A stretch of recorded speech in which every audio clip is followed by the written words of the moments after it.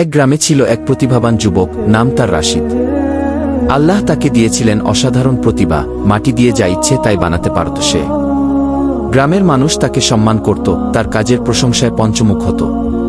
কিন্তু ধীরে ধীরে রাশিদের হৃদয়ে বাসা বাঁধল অহংকার। সে ভাবল, আমি যা পারি কেউ পারে না, আমি নিজেই আমার ভাগ্য গড়ি, আল্লাহ তো কেবল নামমাত্র একটা শব্দ। একদিন রাশিদ ঘোষণা দিল, আমি বানাব এক বিশাল সাপ, এমন সাপ যা দেখে দুনিয়া কাঁপবে।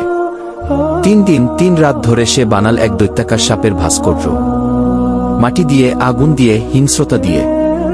মানুষ আশ্চর্য হয়ে দেখে, ভয় পায়, আবার মুগ্ধ হয়।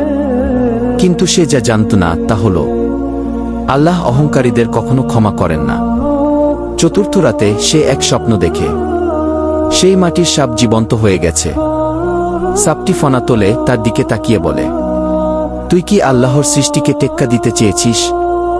আজ তোর অহংকারী তোর মৃত্যু ডেকে আনবে। ঘুম ভেঙে যায় রাশিদের, সে ঘামে ভিজে যায়। সে ছুটে যায় বাইরে, কিন্তু অবাক হয়ে দেখে পুরো গ্রাম জেগে উঠেছে। সেই সাপের চারপাশে মানুষ ভিড় করেছে, আর সেই সাপ নিঃশ্বাস নিচ্ছে, জীবন্ত। গ্রামের আলেম এসে বলেন, এই হলো তোমার কৃতকর্মের ফল। আল্লাহ কাউকে খেলাচ্ছলে নেওয়ার সুযোগ দেন না কি? সেই দিনই রাশিদ বুঝতে পারল, সে যা বানিয়েছিল তা কেবল একটা ভাস্কর্য নয়, তা ছিল তার অহংকার, আর এখন তাই তার গলার ফাঁস। সে সেজদায় পড়ে কান্না করে বলে, হে আল্লাহ, আমায় ক্ষমা করো, আমি জানি না আমি কি করেছি। আল্লাহর রহমতে সেই সাপ নিঃশব্দে গলে মাটির সঙ্গে মিশে যায়। গ্রামবাসীরা দেখে অবাক হয়, কেউ বলে এটা মিরাকল, কেউ বলে এটা সতর্কবার্তা। শেষের ভয়েস, আল্লাহ যখন কাউকে ভালোবাসেন তখন তাকেই প্রথম সাবধান করে দেন। অহংকার মানুষকে ফেলে দেয় জাহান্নামের গভীর খাদে গিয়ে।